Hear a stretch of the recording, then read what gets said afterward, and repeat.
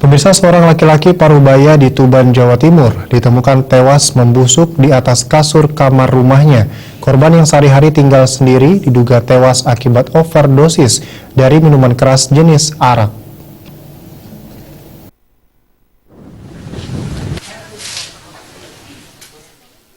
Warga Jalan Giri Barat, Kelurahan Latsari, Kabupaten Tuban dikejutkan dengan tewasnya Heri Setiawan berusia 41 tahun, salah seorang warga sekitar.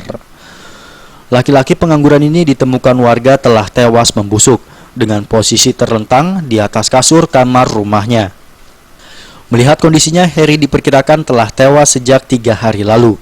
Para tetangga sebelumnya memang sempat curiga karena bapak dua anak itu beberapa hari tidak kelihatan.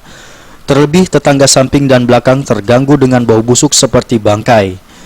Kecurigaan tersebut kemudian ditindaklanjuti Ketua RT setempat. Mengajak serta kerabat korban, Ketua RT membobol pintu rumah korban.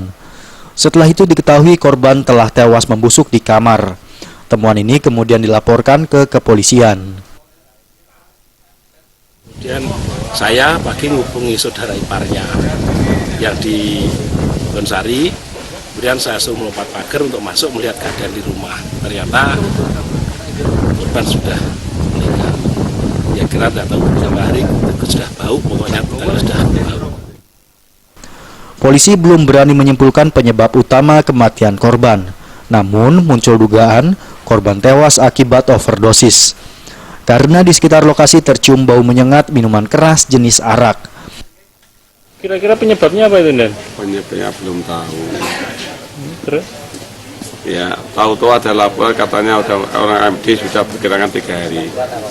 Saya datang ke sini sudah dengan keadaan tahu. Kondisinya gimana? Kondisinya sudah keluar setnya. Terus yang dilakukan? Sekarang kami bawa ke rumah sakit menggunakan visum. Korban diketahui tinggal sendiri, sementara anak dan istri korban saat ini tinggal di Lamongan. Dari Tuban, Jawa Timur, Sumali Malwapati,